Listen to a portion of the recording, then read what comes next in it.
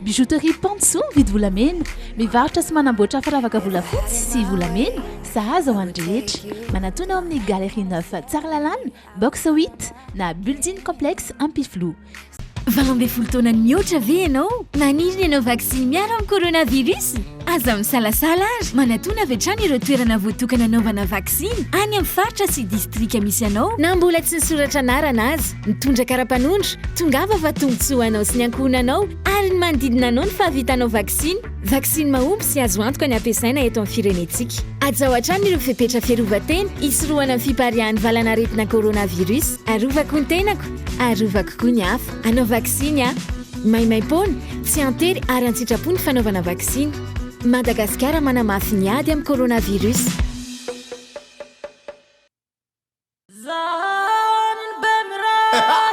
Bemray, miaramita no samy salama, miaramita ny miady amin'ny coronavirus.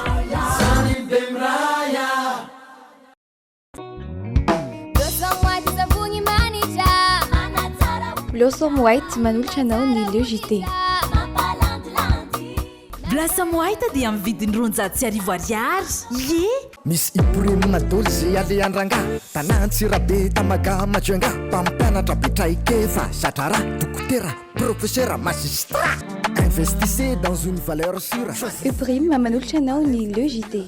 Ushuaïa, nouveau déodorant compressé, vous présente LEJT. De fleurs d'oranger pour une efficacité 48 heures. Nouveau déodorant compressé Ushuaïa. Université SM, une des grandes universités à Madagascar. Université SM manolotra anao ny LEJT. Université SM, dignité, créativité, qualité. Madula Landava miaraka amin'ny l'arc. Cool. L'arc Lar manolotra ho anao ny LEJT. Tiara manolotra ho anao ny LEJT. La saveur ultime des fruits. Sanjiba Telma, des actualités uniques, dynamiques et renversantes dans le JT.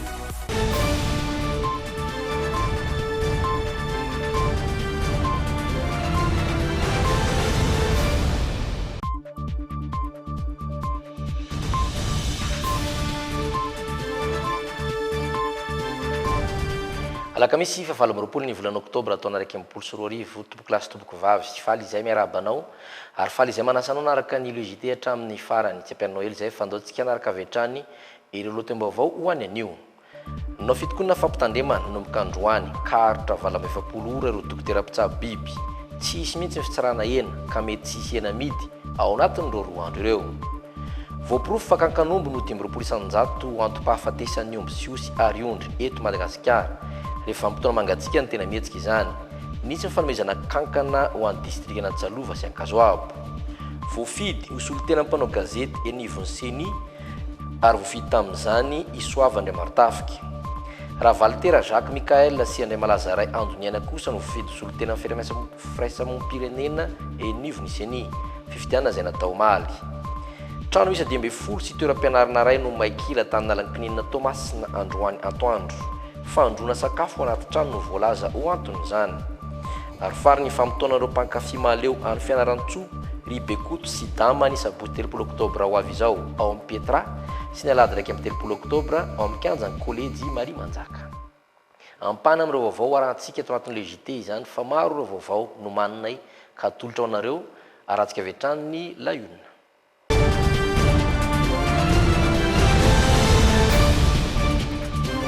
Tapitra ny 20 ora no omeny syndicat mpitsabo biby ny fanjakana manome 20 ora fanampiny indray izy ireo. Fitokonana fampitandremana no atao raha tsy mivaly ny fangatahana dia tsy ho tompon'antoka intsony amin'ny zava-miseho ireo dokotera veterinera. Ao anatin'ny fepitaona io hitsahatra amin'ny fitsarana hena na ireo omby hiditra eny amin'ny fitoerana famononomby ny veterinera rehetra manerana ny nosy.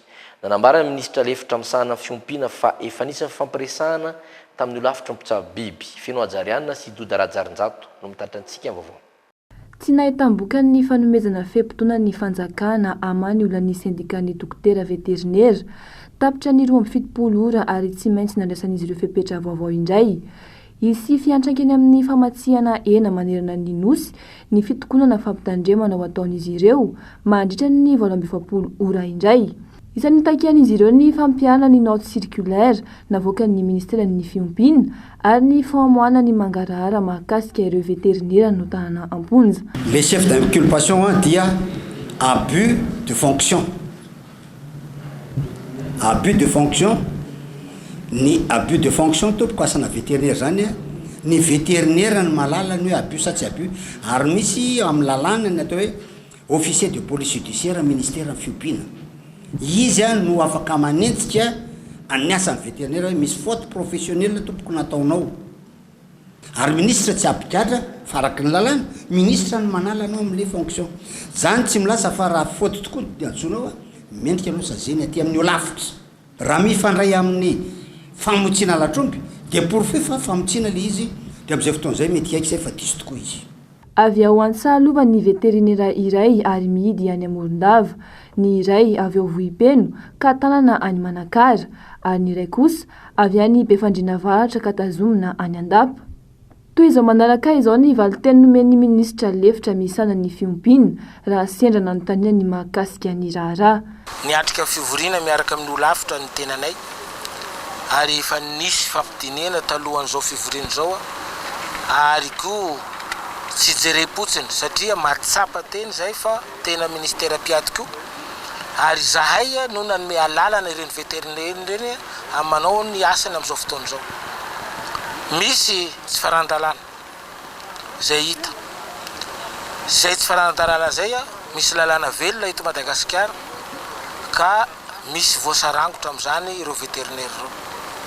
Tsy afaka ilaza hoe tsy manatsiny zato isanjato fa nanao ny asany ny tompony andraikitra tandrifan'izay ka rehefa hita tsy voaporofo fa tsy voara-dalàna dia zay no mahatonga anazy izy ireo tazomina vonjy maika, mbola tsy nitsarainy ireo, tsy migadra akory fa tazomina vonjy maika ahafana manohany fanadiadia. Ahoana ny fiatraikany raha misy fitokonany. Io asa zay nomenany vétérinaire dia asa mpanjakana tanteraka. Ny fanjakana no nanome an'ireo vétérinaire ireo anatanteraka ny asa zay ataony amin'izao fotoana izao. Ny fanaovam-baksiny, ny fitsarana hena, ny fanaovana sonia eny amin'ny tsenan'omby. Raha ohatra ka ary tsy terena ny vétérinaire omena zany mandaa zany. Fa raha ohatra ka sanatry hoe misy vétérinaire mieritreritra fa tsy havita tsony, hanjarany no manambara aty aminay ny tsy fahavitany. Dia anjaran'ny fanjakana koa no mandray andraikitra satria ny asany zay ny asa voatanisako teo dia ho raisinay ny asany. Mariana fahefahana amin'ny ity taona ity ny fampiasana ireo taratasy-nomby rehetra ary tsy anan-kerintsony amin'ny taona 2020 sy 2020. Velona ayay ny sendika satria amin'izao vanim-potoana tetezamita na période transitoire izao no miseho ny raharaha rehetra. Pejy ny fiompiana trany ny 500 ny fahafatesany biby fiompy dia avy amin'ny kankana avokoa ho ny ministra lefitra misahana ny fiompiana. Ny kankana no anisan'ny tsy mampitombo biby fiompy eto Madagasikara raha araka ny fanazavana. Mandripaka tanteraka izany ho an'ireo omby sy ondry amin'ny vanim-potoana mangatsiaka izay mitarika amin'ny fahafatesany ireo biby fiompy ireo. Distrika misy roa no isitraka fanafody fitsaboana ireo biby fiompy amin'ny kankana toy ny ondry, osy ary omby izay fanomezana avy amin'ireo mpiara-miombina apaka. Amin'ny vanim-potoana mangatsiaka no tena mahazovana ny kankana amin'ireo aretin'ny biby fiompy toy ny omby, ondry ary osy ho ny ministra fiompiana sy fambolena androany. 520 isanjato ny aretina pahazo ny omby dia avy amin'ny kankana avokoa. Zao dia natao no ny antso nataony tato amin'ny ministera nangataka fanomezan-tanana ho an'ny ireo mpiara-mombina antoka dia namaly hatrany ny grupy zay tonga eto androany nitondra ny anjara birikiny. Kankana no resahana ary efa nilazaiko teo io kankana io no anisany tsy mampitombo ny biby fiompitsika eto Madagasikara. Mahery ny 520 isanjato ny tapafatesany biby fiompy dia vokatra ny arety kankana. Ka zany nitondrany grupy hoe ohatrany hoe ciblé satria mahafantatra an'izany izareo dia nitondra ny anjara birikiny izy hanome tanana ny ministera hiady miaraka amin'ny ny kankana eto a Madagasikara. tsy mampitombo ny biby fiompy ary mamono azy tanteraka raha tsy voatsabo ny kankana ao anatin'ny vatany, hoy ny fanazavana. Ka antony nanomezan'ny mpiara-miombonatoka tsy miankina ny fanafody isoroana amin'ny fahafatesana noho ny tompon'andraikitra.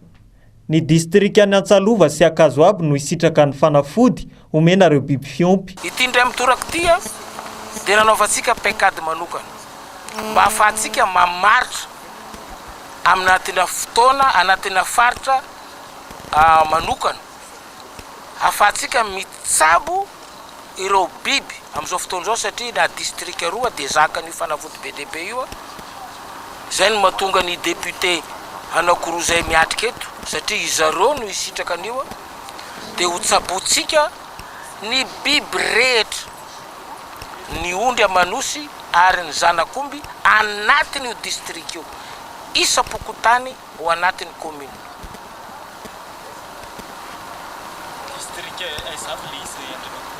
Ny voatonona voalohany satria tamin'le fanomezana voalohany dia naparitakatsika maneran'ny Madagasikara amin'izao fotoana izao manova paikady tsika mba ahafahantsika mahazo le vokatra amin'ny vantana zay, ahafahantsika mijery ny fitombony ny osy amanondry ary ny tapafatesany omby dia ny Akazoabo sy distrikany Tsalova no isitraka an'izany. Nisy androany ny fahamezan'ireo mpiara-miombonatoka tsy miankina fanafody hitsaboana ireo biby fiompy eto amintsika. Resaka vaovao mahakasika ny tontolo antsika amin'reto vaovao manaraka ireto malagasy iray tapitrisa eo no meno anaty amin'ny sary any amin'ny tapany atsimo Madagasikara ho nitaditry ny Amnesty International no ny voka-dratsy teraka ny crise ara-toetany izay niteraka ny haintany. Araka nitaditra hatrany ny raiky amin'ny 900 any dia miaina ambany fetra azo ekena amin'ny fahantrana.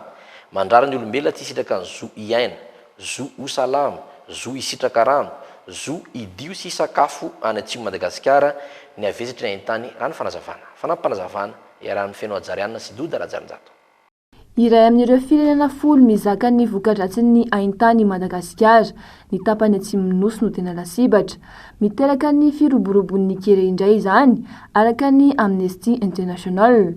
Nanantanteraka fidinana ifotony maharitra tany amin'ny faritriny izy ireo. Mandrindra ny tapitrisy eo ireo olona mizaka ny mosary ankehitriny raha ny tatitra, ary ny raika amin'ny 900 mponina any an-toerana no miaina eo ambanin'ny fetra azo leferina amin'ny fahantrana. Voaitsakitsaka ny ankabeazan'ny zo ananana porofon'izany ny zavatra iainan'ny mponina ankehitriny. Nanomboka amin'ny teny rehefa ahy hantany zao, matimaty ty biby ompy egny, omby, osy, akoho amam-borona, dia maty aby io satria tsisy sakafo hany. Vady aman-janaka manko mijaly satria tsisy vola hiviliana sakafo. Fara miteraky problème ho anay zany lasa marisarisa zany le zaza lasa mahia, reraky. Nokofo ny rivotsy manontolo zany le nofintany, hitantsika zao. Na sesiny tamin'ny lalagny dia lalay simba tampatampaky aby lalao tsisy lala azo aleha amizao. Vokatsy ny haintany zany io. Dia karaha fa simba ny tontolo iainana, mijaly ny zavaboahary, manontolo, toetra eto androy. Zahay taloha nihinagny 3 sanandro. Zahay hananaka zao agnaty 3 taogna zay, za raha naho mahatrea hariva raiky. Antoandro manomboky maraindray jusque ty hariva iandro tsy mihinagna. Ty mahatonga anay niala fokotany ay jaly, tsisy ty raha hatao. La ny tetekey, la ny fingay, soto valagna tsy misy. Tsisy ty hanigny, le fara nandeha ambeto. Tsy manan-tragno zahay fa miroro avy amin'ny tarabe to. Ty tena mangiry firy amako, ty fanagnako manontolo rava, tsy misy. Ka io fanagna io zany ty agnomanagna ty hoavin-tegna. Itaray marika eo ampiantany Amnesty International dia manambara fa olona 12 no maty ny anoanana nanomboka ny volana Novambra 2024 no makaty. 10 amin'ireo no maty tao amin'ny fokotany iray raha nitatitra voareta amin'ny volana Mars, ary ny tokantrano iray no namoy olona 5 vokatry ny anoanana ihany. Nanambara ny sambana ameny ara-tsakafo sy ara-pambolena ao amin'ny firenena mikambana na ny ONUAA fa ny 5.900 ny olona miatrika ny tsy fanjarian-tsakafo mafy ao amin'ny atsimo Madagasikara dia miankina amin'ny fambolena, ny fiompiana ary ny jono avokoa. miantso ny fianakaviam-be iraisam-pirenena anampitosika ny fanampinan'ny faritra atsimo Madagasikara ny Amnesty International araka ny antsoavy nataon'ny sekretera jeneraly ny Anes Kalamar voahososi ny zon'ny ankizy ka raha ny nambarany hatrany ireo manitra indrindraindray no misaka ny voka-dratsy sy mavesatry ny fiatsika sy tsy fahombiazan'ireo firenena lehibe mamokatra entona karbonika betsaka indrindra maneran-tany. Miaripaka ny ala amin'ny faritra rovana ao amin'ny Menabe Antimena ny fampizaratraikefa ireo firaisamon-pirenena Menabe miaraka amin'ireo firaisamon-pirenena avy eto Antananarivo androany anatsarana fomba fiasa manoloana ny fiarovana ny tontolo iainana. Fampandraisana andraikitra ny tsirairay no paikady entin'izy ireo anafoanana ny doroala indrindra ny amin'ny faritra Menabe. Ny aina Rasolo Armanina sy Dolphe Rakotiniana. Ho foana tanteraka ny ala ao Menabe tafiditra ao anatin'izay Menabe Antimena amin'ny taona 2024 raha mbola mitohy ny fandorana ala misy amin'izao araka ny fanadidinana nataon'ireo siantifika allemand. Maro ny doroala ao amin'ny faritra arovana Menabe Antimena manomboka amin'ny faritra atsimo any Kirindy Mite iny. Alohan'ny fambolena katsaka zany hoe amin'izao vanim-potoana mainandro zao no tena betsaka ny doroala. Fampandraisana andraikitra ny olom-pirenena tsirairay no paikady entin'ny firaisamon-pirenena iarovana ny ala amin'ny fandoroana azy. Ny fanontaniana mipetraka zany dia ny hoe ahoana ny paikady ampiakarana ny feo sy ampitana ny hevitra ny amin'ny mponina hiaro ny tontolo iainany sy ny ala izay antoky ny rivotra madio sy ny tsy fiovaovan'ny toetry ny andro. Ty resaka couche d'ozone tsy efa tsy amin'ny laoniny ty le toetrandro miovaova ty io no entina andresen-dahatra azy hoe ore olona farantsika tsy hisy ranonorana raha izao no mitohy fa tsarovo fa io hazo no mitaky orana amelombelona atsika. Miasa ho an'ny fiarovana ny zo sy ny tombontsoan'ny mponina eto Madagasikara ny firaisamon-pirenena fa notsongaina manokana tamin'ity ny faritra Menabe. Nitsidika ireo firaisamon-pirenena efa matanjaka no antondian'ireo avy any Menabe ireo teto andrenivohitra. Izaratraikefa hevitra hoentina manatsara ny fomba fiasa eo amin'ny lafiny ara-tsosialy maro isan-karazany toy ny ara-pahasalamana, ny tsy fanjari-tsakafo, fanabeazana fa indrindra ny eo amin'ny fiarovana ny tontolo iainana. Efa manomboka amin'ny fanentanana ireo firaisamon-pirenena ireo amin'izao. Hoe zéro défrichement satria io zany tena azakazaka be amin'izao ny fahasimban'ny Menabe Antimena manana anjara be dia be zany ny firaisamon-pirenena izay tokony hiaro akaiky sy hiaro an'io satria ny olona rehetra mpikambanao amin'ny fivemena be zany dia olona mipetraka amin'ny manodidina an'io aire protégé io. Mariana, fa iarahan'ny fivemena be miasa amin'ny firenena belge sy ny vondrona europeana ity tetika asa fiarovana ny ala ity.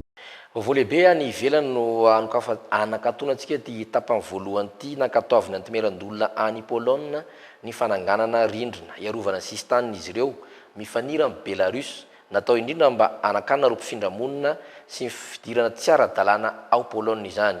Mitetina 2.700 tapitrisa euro ny vola fananganana rindrina fefy manamorona sistany amin'ny Belarus. Miisa 250 ireo senatera nanohana ary 700 nanohatra raha toa ka ray tsy nifidy nandritra ny fandanindreo lo olona ny lalàna mahakasika ny fiarovana ny sistany ao Pologne. Mitetina 507 tapitrisa ny teti-bola fananganana ny rindrina manamorona ny sistany miaraka amin'ny Belarus raha ny fanazavana. Efa nankatoavy ny anteny meram-pirenena tamin'ny 14 oktobra io drafitra io ary talohan'izay dia notohana ny gouvernement tany conservative mihitsy azy. Manohatra tanteraka ny fifindra-monina ny fitondrana polonais amin'izao fotoana izao noho ireo mpifindra-monina miditra tsy ara-dalàna any aminy. Tamboho vita amin'ny tarby barbelena natsangan'izy ireo. Ny akamaroan'ireo olona mifindra-monina ireo izay miala amin'ny vampitoam-pahavaratra avy amin'ny Belarus raha ny fanazavana. Hentitra ny fanaraha-maso ny sistany ataon'ireo miaramila mba hisoroana fidiran'ireo mponina tsokosoko. Manoloana izany, ny vondrona mpiaro ny zon'olombelona dia nanakina mafy ny politika amin'ny Pologne izay manohitra ny fifindra-monina. Farafahakeliny olona enina no namoniny ainy teo amin'ny sistany tsy hidirana ao Pologne avy amin'ny Belarus ary maro ireo mpifindra-monina tafahitsoka manamorona ny tamboho vita amin'ny barbelé amin'izao. Manomboka eto koa tsika dia naraka ireo vaovao anatin'ny actu izay mbola nasanao anakazy hatramin'ny farany.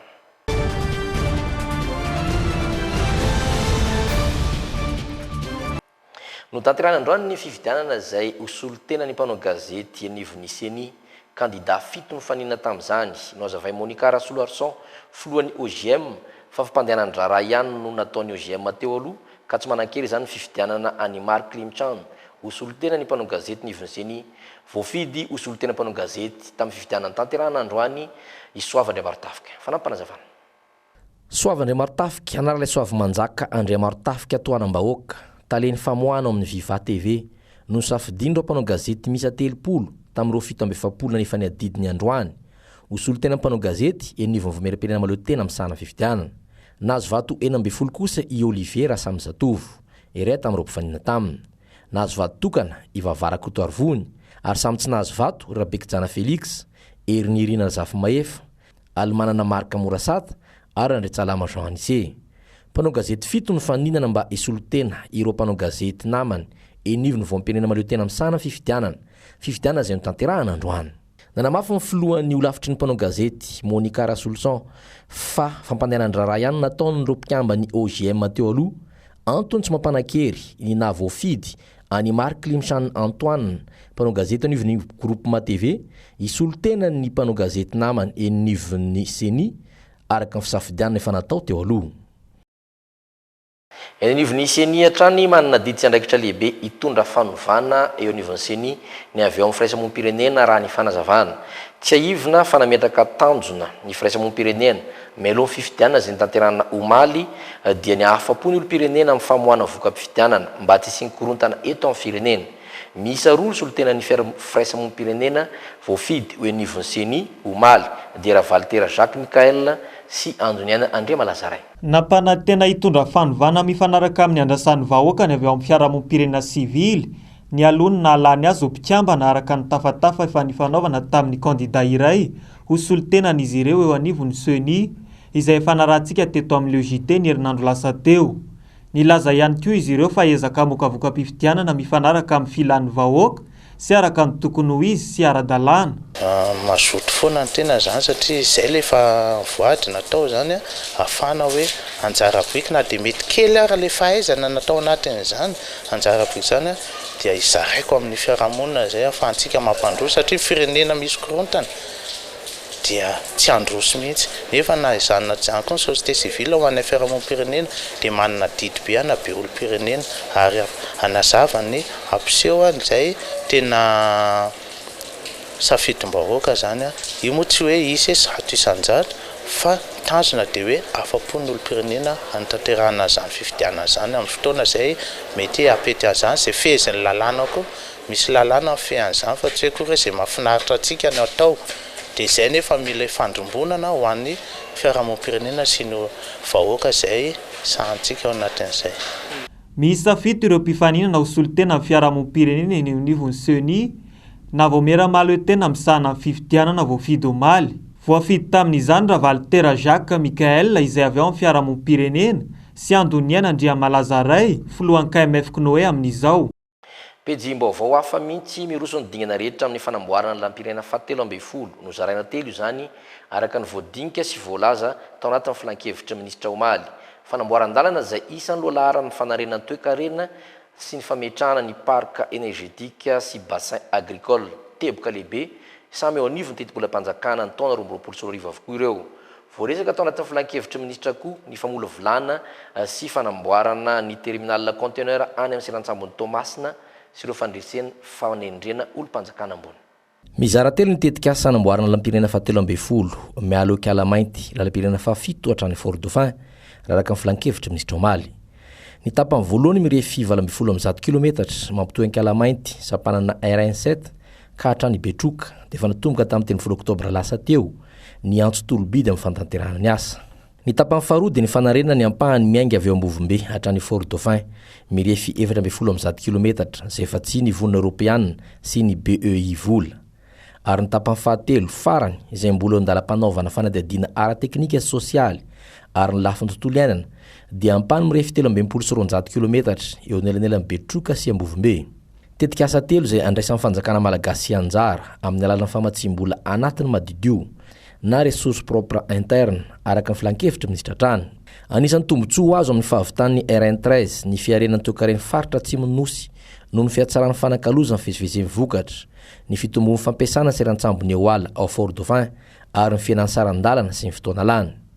Isan'ny teboka lehibe ao anatin'ny teti-bolam-panjakana ho an'ny taona 2024 ny fanamboaran-dalana.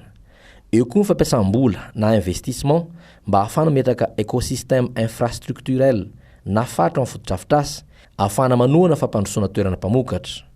Andanimbola koa ny fampivelarana ny parka energetika mba hanohanina sy ho fampiroboroboana indostria sy ny fisitrahana ny herinaratra ary ny fanajariana ireo bassin agricole mba hanatrara ny fahaleovantena ara-tsakafo. Ho tohizana sy hamafisina koa ireo tetikasa mifandraika amin'ny fanamafisana ireo asa fampandrosoana ara-tsosialy indrindra ny tapany Atsimonosy. Ankoatra io dia nankatao filan-kevitra minisitra ny famelan'ny orinasa ICSTI amin'ny famolavolana sy fanamboarana terminal conteneur ao amin'ny Serantsambo ny Tomasina. Ary namarana ny tatitra filan-kevitra minisitra dia mifanendrena sy fanafoanana fanendrena olom-panjakana ambony. Nisongadina tamin'izany ny fanalana tamin'ny toerany ny prefet Morondava. Ho any ivelany indray tsika amin'ity vao manaraka ity manodidina ny valanaretina Covid latsaka ny 520 aty Afrika ihany no efa nahavita ny vaksiny feno fanefitra ny valanaretina Covid hatramin'izao. Nanatanteraka fanarahana tamin'ny Rwanda ny BioNTech sy Moderna amatsy fatram-baksiny ho azy isan-taona ireto mpamokatra ARN messager ireto. Iara-iasa amin'ny firenena afrikana ny laboratoara mpamokatra vaksiny ARN messager avy ao amin'ny BioNTech sy ny Moderna. Tetika sanomboka amin'ny tapaky ny taona 2024 ty raha toka amin'ny fanaraka ny rotonta.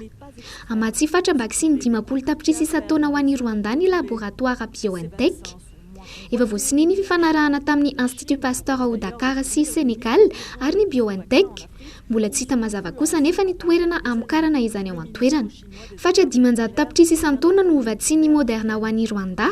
Mila olona mahay avy ao an-toerana nefa ny orinasa hiaza sy hanatanteraka ireo andrana ho an'ny fampanaovam-baksiny araka ny fanazavana. Ametraka orinasa afaka mampiodina ny tenany ao an-toerana manko ny laboratoara Moderna. Izany hoe afaka hamokatra fatram-baksiny afaka hanampy ny firenena tsy miankina amin'ny any Etazonia. Mbola latsaky ny 500 n'ireo afrikanina manko no vita vaksiny feno fanefitry ny Covid-19 hatramin'izao araka ny fanazavana. Vacciné au moins 60% de la population. Ny tapany fahatelo no arahantsika tombontsika amin'ny hetsika ara-kolontsaina izany ho avy ao tampon-tanàna amin'ny Fianaratsoa ny tarika mahaleo amin'ity farany volana oktobra ity. Isany seho tokana voalohany ao amin'ny Pietrany sabotsy 3 oktobra amin'ny 7:00. Anohizany hetsika ny fampisehoana ankalamanjana ao amin'ny kianjan'ny kolejy Mariamanjaka Talatamaty ny tolakandro ndraiky amin'ny 3 oktobra. Ianareo ve hijanona sa hiaraka aminay? Mankasitraka feno ny mpakafy ao Fianaratsoa sahady izy ireo namaly ny antsony tariky. Feno ajarianina sika sambola mana.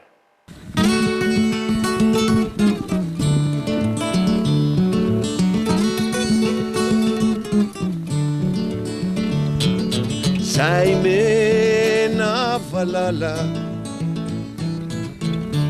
zay tina malala nefianao rate hiala dia zami salasala. Fampisehoana telo ihany no atolotsy ny tarika mahaleo mandrapatapitra ity taona 2024 ity. Fampisehoana rososona no atao any Fianaratsoa ny 30 oktobra sy ny 30 oktobra 2024 izao. Mankasitraka ny mpankafy avy ao Fianaratsoa ny tarika noho ny famalina ny antso araka ilaloha hevitra hoe ianareo ve hijanona sa hiaraka aminay. Dia ny vaovao araka le lohateny le fampisehoananay hoe ianareo ve hijanona sa hiaraka aminay. Dia namaly isika ty Fianaratsoa satria izahay zany nantefa an'le afatra hoanina Antananarivo amin'ny 7 volana Novambra dia nare antso izay avy any Fianaratsoa hoe ary zay aty zay ve mba zay koa nge te hiaraka aminareo efa tonga avy nareo aty. Dia tonga zay be koa zany aty amintsika ty Fianaratsoa amin'ny fizarana voalohany zay rola dia irevy ny hirany maleo ohatran'le nataonay rola teo ohatran'ny ataonay zany le nalany foko. Hira maleo zay rola zany satria hira ho an'bandy zay le fizarana voalohany. Feno dia feno ny fandaharam-potoana ny tarika mandritra ny fivahinianana any Fianaratsoa any anatin'ny fanomana tanteraka ny seho Damasy Bekoto amin'izao fotoana. Izay sy Bekoto zany karazany ohatran'ny hoe elolalana filazako azy na ny tena savaranonanto. Savaranonanto any Fianaratsoa satria Bekoto ihany namorona hira hoe Fianaratsoa manerinerika ozy miolakolana ozy ny lalana makany. Dia ho any zay rola amin'ny faravolana oktobra ty amin'ny 7 volana oktobra ny andro asabotsy io dia ao amin'ny Pietra amin'ny 7 arivo. Io zany dia natao ho an'olona vitsy ngamba eo amin'ny olona 20 ngamba 20 na 70 zany zakan'ny Petra. Zay zany natao eo a. Dia amin'ny ampitsoniny aiza be mo? Ny ampitsoniny ao Talatamaty eo amin'ny kianjan'ny Maria Manjaka. Io zany efa sarababim-baoka io satria Kalamanjana zany dia mba Amfiry le izy? Amin'ny 3 sasany atoandro. Amin'ny 2 sasany? Amin'ny 2 sasany. Amin'ny 2 sasany rasy diso. 2 sasany. Amin'ny 2 sasany. Atoandro izy aloha. Amin'ny 2 sasany. Amin'ny 2 sasany. Kianja malalaka ny Maria Manjaka, Fianaratsoa. Iza roa mazava tsara ny fampisehoana ho an'ny sabotsy 3 oktobra manokana. Izy ny mialohan'io ny fiaonana amin'ireo mpanakanto avy ao an-toerana maniry ny andray anjara amin'ny fampisehoana. Dia amin'ny fizarana faharoa indray miakatra satria misy mamaly ny antso koa hoe zahay koa hiaraka aminareo dia misy artiste avy eto amintsika eto Fianaratsoa zany andray anjara amin'ny fizarana faharoa miaraka aminay Bekoto. Dia manantena eny matoa zay mbakany dia efa namaly ny antso nareo hiaraka aminay fa dia tanteraka soamantsara ny feonantsika amin'ireo andro lehibe manatantara satria ireo ihany ny andro iarahantsika amin'ity taona ity fa manaraka efa 15 taona ny tarika andray. Raha fintinina ao amin'ny Pietrano miakatra antsehatra voalohany ny tarika maleo ny sabotsy 3 oktobra amin'ny 7 arivo. Ny tolakandro ny alahady iraika amin'ny 3 oktobra kosa ny fampisehoana ankalamanjana ao amin'ny kianjan'ny kolejy Maria Manjaka Talatamaty any Fianaratsoa any Antrano.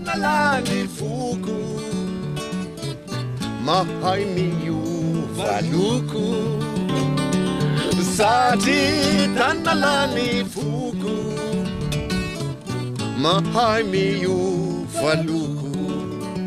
Pejy maovao ny trangam-piarahamonina kosa reto manaraka ireto no tanana amponja vonjomaika any Miarinarivo ireo rola ny sandoko polisy tratra tany Soavinandrina nahazo fafana vonjomaika kosa ilay mpanamboatra moto niaraka tamin'izy ireo nanao fanamiana polisy ireo rola ireo ary nilaza ho tsy nitondra karatra fanamarinana rehefa no savaina rahampitso no miakatra ny fitsarana ny raharaha. Lehilahy roa no nisandoka ho polisy mpamily fiara ao amin'ny ministera sy mpiserady no tena asan'izy ireo lahy reto. Tratra ny polisy teny amin'ny komisaria Soavinandrina Itasy izy ireo tamin'ny alatsinainy lasa teo. Nahiditra ambalatsasa avy hatrany ireo moto misy anankiroa. Efa natolotra ny fampanohavana ny raharaha. Nahazo fahafahana vonjomaika ilay mpanamboatra moto ary no tanana amponja vonjomaika kosa ireo roalahy nanao fanamiana polisy. Iakatra fitsarana rahampitso ny raharaha araka ny fanazavana voarainay. Ratsaivina, avy any tsara honenana iazo an-dondona any Soavinandrina no dian'izy reto tamin'ny asabotsy lasa teo. Nisy mpanamboatra moto no kanamen'izy ireo 10 alina ariary niaraka tamin'izy ireo hikarakara ny moto raha sendra misy tsy fahatomombanana eny an-dalana no antony. Moto misy arotsiny sy taratasy no nentin'izy ireo. Nanao fanamiana polisy ireo lehilahy roa tratra ireo rehefa hiditra ny Mersy Atosika. Ny asabotsy rehefa hiverina izy ireo mateny tasy ilay kodiaran-droa no tengenan'ireo roalahy manao fanamiana polisy ihany anefa ilay moto na izany aza. Nanosika ilay moto kosa ilay mekanisianina. Tsikaritry ny polisy avy ao an-toerana izy ireo nanomboka teo. Nosakana ny polisy izy ireo nijanona ary nanaja ireo lehibe iny. Polisy voahiraka avy aty andrenivohitra izy ireo araka ny nolazain'izy ireo ary miasa ao amin'ny ministeran'ny tanora sy ny ministeran'ny filaminana anatiny. Nilaza ho nanadino karatra kosa nefa izy ireo rehefa nangatahan'ny lehibe iny izany. Rehefa natao ny fanadiadiana naman'ilay mpiseradino nahazona ilay fanamiana. Nitrangana Aintrano androany tao amin'ny fokontany nalankinina ny Tomasina. Trano manodidina ny 10 no kila frehatra tamin'izany. Tsy nisy aloha naratra ary tsy nisy nenana fohy. Angombaovao ny perdina Zafinamanina sy Rémy Prudence any Tomasina nena sary kosa kasambola mana. Trano misy 10 sy toeram-pianarana ray no maikila androany antoandro tokony tamin'ny 12 ora tao amin'ny fokontany nalankinina Tomasina. Maro tamin'ireo tompon'ny trano tsy tao an-toerana nandritra ny firetana ka tsy nisy entana azo no raisina ankamaroany ro olona niarambony. Fianakaviana mahery 70 no tsy manan-kialofa ankehitriny. Tsy nisy naratra, tsy nisy ihany koa ny anana fohy. Zahay mikarakara olo tsy salama papako mara. Nandena mangy ananjy zaho zare miantso anahy tragnonao aminay tsisy resy zay ke votonga sa mba hidirany agny tsisy resy tragno anako valo le ny ragnotra 10 na lambankotra ty aminaty zao sisa ananko tsy manana aratsy rehetanareo tegna mampalahelo malahelo fa mangataka amin'ny fitondram-panjakana raha ohatra ka mba misy aramba hijery ankeko fa tegna sahira.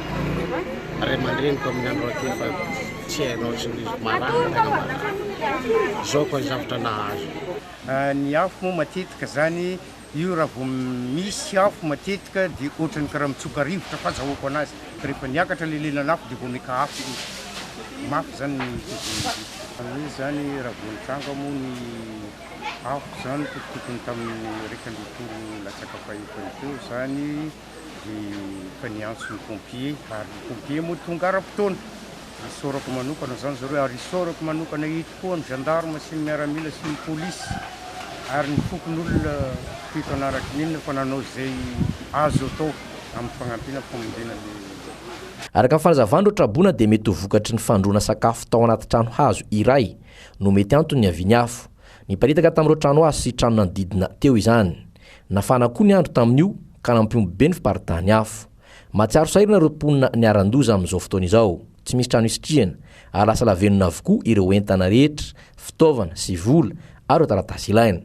manao antsoavy ny fitoram-panjakana izy ireo mba hanolotanana azy le zavanisy ary le koragn'olo tazagny afa misy olo zegny zatry mahandrandragno ary vary losa mandeha bazary miherigna avakao rity le vary isan'andro tsy zareko matsikaraka zegny vokotry fandrahoagna andragno niteraka zavatra ary tsy zarery mahita zao trahoana 5 efatra sambara 2 sambara 8 sambara me daholo jiaby zavy avy magnano tegna i mbo hoe kapoaka nohaniko zaniko mianatra tsy avy taminahy zegny avy taminahy fa avy tamin'olo tambony agny zegny le navian'le afo tsy avy tamin'le tragno anahy fo avy amin'olo tambony vokatry fandrahoagna isan'andro andragno zegny zegny navian'le afo ary mety tsy zareriko matsikaritry raha zegny za tsy apetraka agafy misy olo tsikaritry zay vokatry fandrahoagna andragno magnanatra ihany zegny za mandrahoa itany tonga nijery ny zavanisy nankahery eo traboana ny bentanànany Tomasina voalohany sy ny sombavim-bahoaka nanentana ny mponina mba hitanina sy hijery tsara ireo fitaovana alohany ivoan'ny trano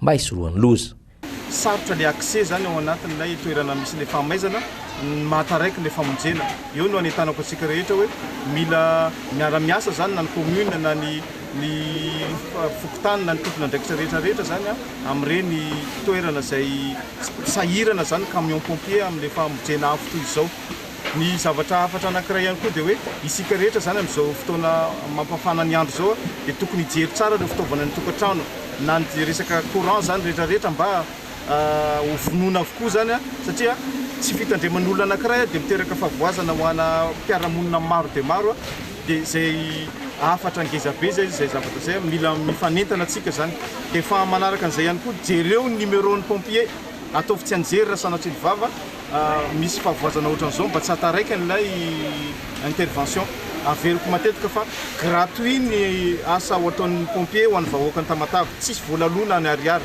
tonga raha-potoana mpamonjy vono saingy nanano sarotra tamin'ny famonona ny afo ny ateriny lalana miditra amin'ny toerana ny siny loza vaovao ny fanatanjahantena no amarantsika ny fiarahana isan'ireo firenena ndray anjara amin'ny fiadiana ny tompon-daka Afrika sy tompon-daka maneran-tany amin'ny taranja tsipika nitibe i Madagasikara tokony anaingany sabotsy izao ireo mpilalao malagasy hiatrika ny lalao atao any Burkina Faso saingy mbola tsy ampelatany izy ireo ny tabakila mpiara-manidina hatramin'izao ho tapitra ny 3 Oktobra izao koa ny fandoavany sara mpisoratany narana ho amin'ny fiadiana izay tompon-daka eran-tany atao any Espagne saingy tsy mbola voaloha ihany koa izany na dia izany aza miezaka manoa ny ekipirena malagasy ny mpiara-mibonantoka amin'ny resaka fampitaovana feno ajarianina sy doda rajarinjato 40 mianadahy ireo tompon-dakan'ny Madagasikara izaraka tokony hiatrika ny fiadiana ny tompon-dakan'ny Afrika sy ny tompon-daka maneran-tany amin'ny volana Novambra ho avy izao.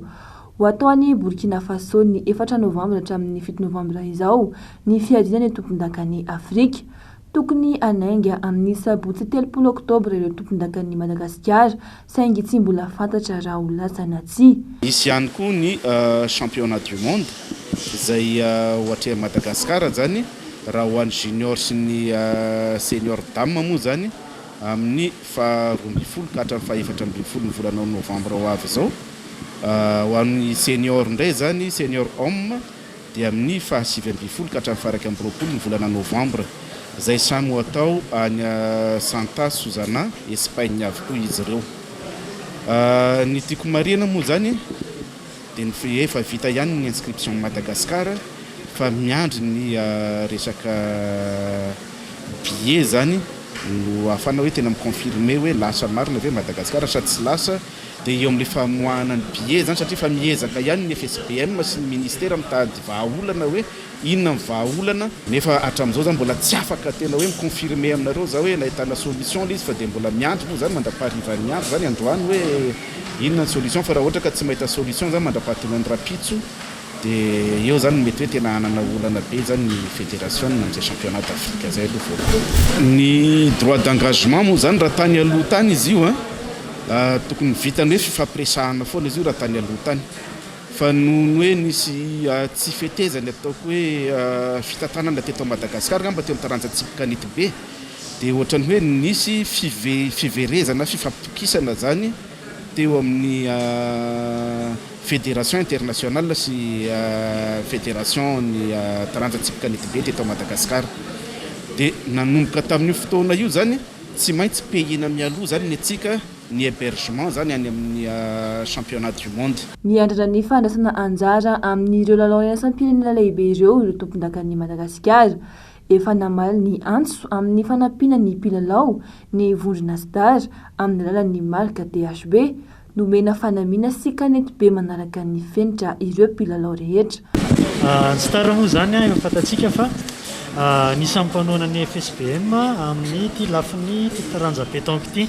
Inona ny antony satria iaron'ny vonina pirenena andehanan'ireo ekipa ireo any dia normal kosa raha hoe anohanandro zareo ny star. Ny tena anisan'ny nanampian'ny star amin'ny fédération zany nanampian'ny THB moa zany dia mifampitaovana. Ireo fampitaovan'ireo zany moa dia misy ny resaka rafraîchissement tamin'ny regroupement zareo, misy koa ny maillot, misy ny survêt ary ny tena lehibe indrindra dia le bolana pétanque ampiasain'zareo satria ny bolina pétanque iny mila qualité aux normes internationales dia izay star zany dia nanolotra bolina de marque au but ho an'ireo joueur 90 zay andray anjara amin'ireo fifananana iraisam-pirenen'ireo. Nampanantena ny fitondram-panjakana fa andefa ireo délégationna malagasy any amin'ireo lalao-goavana roa ireo.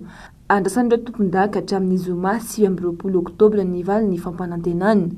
Maniry ny anana kianja manaram-penitra ahafahana mandray lalao iraisam-pirenena ihany ny fédération sport boly malagasy. Ary farany amin'ny taranja baolina kitra ho fanomanantena dia fandona amina lalao fiantsina eny amin'ny kianja Barema Masina ny ekipa ny Jetkintan Analamanga sy Fosa Junior Boeny. Ekipa roa izay samy naka mpilalao vaovao maro ho an'ny Orange Pro League. Manazava makasika ny fanomanana sy vaovao manodidina izany ity fanadidina ity.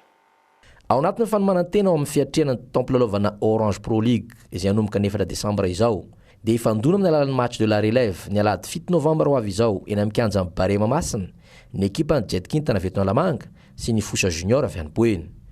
Antony dia izay teneniko teo hoe azarany joueur mpilalao professionnel aty Madagasikara iarovana amin'ny kianja sy pelouse.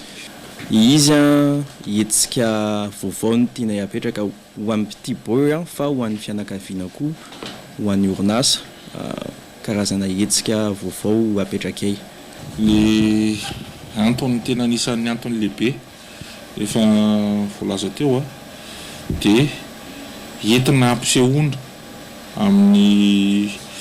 amin'ny vahoaka malagasy zany ireto ekipa milalao reto dia anisan'ny ekipa manana maizy azy eto amin'ny firenena ary anisany ahitana mpilalao mety azo atao hoe relève ho an'ny ekipa nationale ampare à Madagascar. Ireo ekipa roa ireo izay isan'ireo ekipa mifaninana ao anatin'ny Orange Pro League ka nanavao mpilalao tamin'ny alalan'ny fakana mpilalao betsaka indrindra.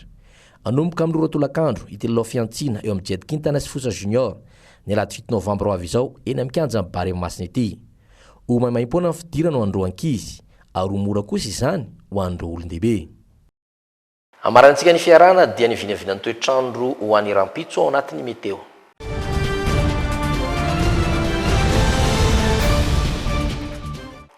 Tsy dia nahitana mpivana firy toy ny omaly raha oharina tamin'ny maly ny vinavinan'ny toetrandro ho any androany sa somary andrahona manerana nosy toraka izany amin'ny faridiana Sava any amin'ny faritany Nantsiranana ho tonga hatramin'ny 1 degré Celsius maripana ambony indrindra amin'ireo faritra ireo.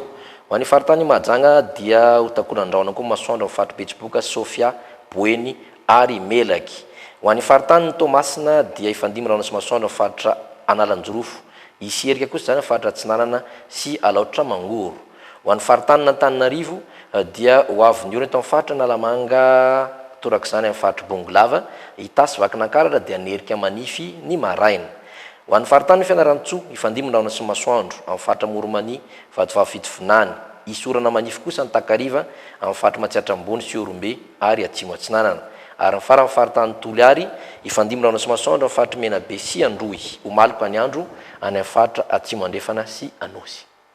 Tapitra ny fiarantsika androany tompoko lasy tompoko vavy ankasitrahana rofeny izany, asainao araka ny vaovao anaraka ny fandarana toy ny fandarana eto amin'ny tribune hatramin'ny farany ary asainao araka ny vaovao ho an'ny rapitsondray. Veloma tompoko.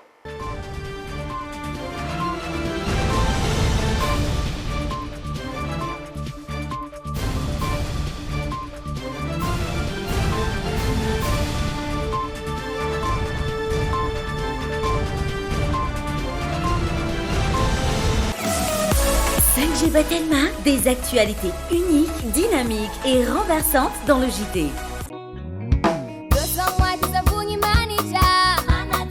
Blossom White, nanolotra ny le JT. Blossom White dia mividiny roanjato sy arivo ariary. Ushuaïa nouveau déodorant compressé vous a présenté le JT. De fleurs d'oranger pour une efficacité 48 heures. Nouveau déodorant compressé Ushuaïa. Université ASEM, une des grandes universités à Madagascar. Université ASEM, nanolotra ny le JT. Université ASEM, dignité, créativité, qualité. Tiara nanolotra ny le JT. La saveur ultime des fruits. Sardine Liberator, nanolotra ny le JT. Sardine Liberator, les sardines en tir tsara lavitra noho ny sardine rehetra.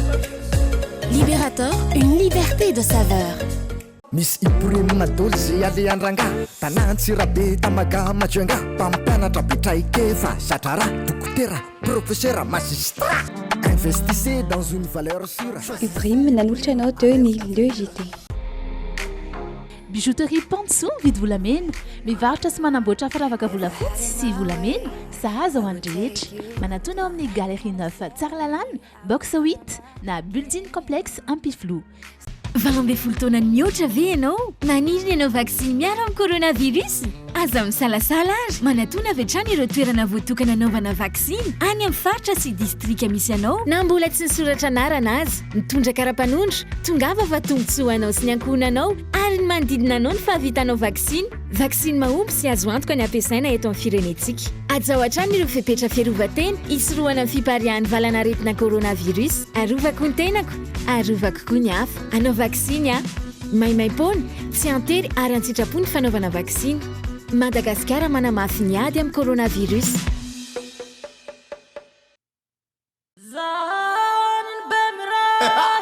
Bimray, miara-mita no samy salama, miara-mita na miady amin'ny coronavirus.